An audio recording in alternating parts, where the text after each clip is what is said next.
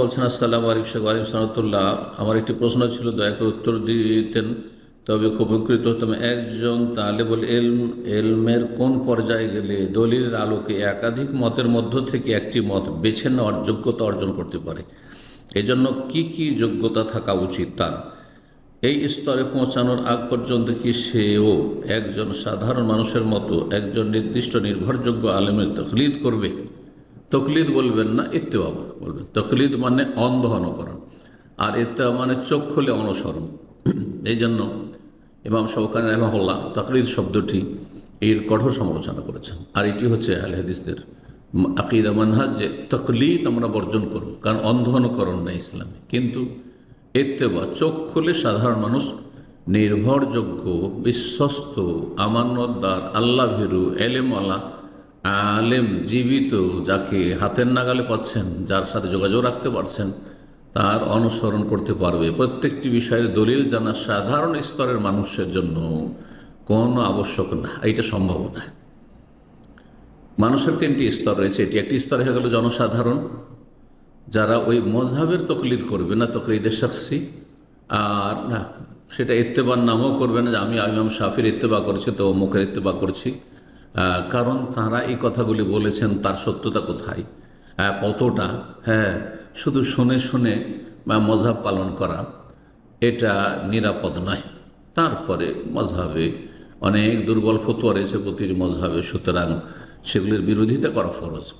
কথা হচ্ছে যে একজন সাধারণ মানুষ, ভালো একজন যোগ্য আলেম, আল্লাহ ভীরু, যিনি আল্লাহর ভয় রেখে এলমের সাথে যোগ্যতার সাথে ফতোয়া দিয়ে থাকেন, আর তিনি জীবিত, তার সাথে যোগাযোগ রাখতে পারছেন, তার আলোচনা থেকে অথবা তার লেখনী থেকে অথবা তার সরাসরি, বিশেষ করে সবচেয়ে ভালো যে সরাসরি যদি হয়, তাহলে তার অনুসরণ ইত্তেবা করবে। তকলিদ কথাটি আপত্তিকর, কারণ আল্লাহ তকলিদের সবসময় নিন্দা করেছেন, আর ইত্তেবা অনুসরণ কথা কোরআন হাদিসে বলা হয়েছে। জি। দ্বিতীয় স্তর মাঝামাঝি স্তর, যেমন আমাদের মতো যারা তালেবুল ইলম, জি, যাদেরকে আপনারা আলেম বলছেন আমাদের সমাজে, সারা বিশ্বের অধিকাংশরাই এই স্তরের, অধিকাংশ আলেম যাদেরকে বলছেন তারা এই স্তরের। তারা যেসব আইম্মায়ে কেরামদের, সাহাবায়ে কেরামদের থেকে শুরু করে, তাবেঈনদের থেকে শুরু করে, তাবা তাবেঈন থেকে শুরু করে আইম্মায়ে আরবা, মুহাদ্দিসিন আর ফুকাহা, ইমাম ইবনে তাইমিয়া, শেখ ইবনে বাজ, ইবনে উসাইমিন, আলবানী, তাদের যে ইখতিলাফগুলি রয়েছে, কোরআন সুন্নাহর এরা আলেম, তাদের যে ইখতিলাফগুলি রয়েছে, সেই ক্ষেত্রে তারা একটি মতকে আর একটি মতের মতো মতের ওপর তারজিহ দিতে পারবে, প্রাধান্য দিতে পারবে, কারণ এতটা যোগ্যতা তাদের মধ্যে রয়েছে। সাধারণ একবারে দাওরা পাস আর ওই কামেল পাস এইরা নয়, আর মসজিদে শুধু ইমাম হওয়া নয়, বরং মোটামুটি আজকালকার জামানায় যারা যোগ্য আলেম, জি, তালেবে ইলম আমরা আরবদের ভাষায় বলি, আর আমাদের দেশে যোগ্য আলেম বলা হয় তাদেরকে।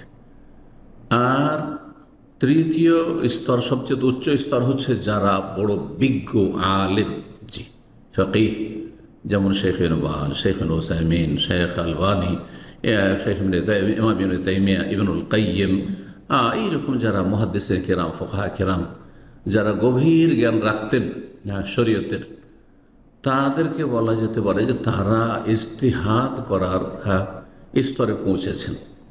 সুতরাং তারা এই মযহাবের যে ইখতিলাফগুলি রয়েছে সেই ক্ষেত্রে ইজতিহাদ করবেন, বরং সে মযহাবের বিপরীত, চার মযহাবের বিপরীতও যদি ফতোয়া হয়, আর সেটি কোরআন সুন্নাহর দলিল দ্বারা যদি সমর্থিত হয়, শক্তিশালী হয়, তাহলে তারও গুরুত্ব রয়েছে।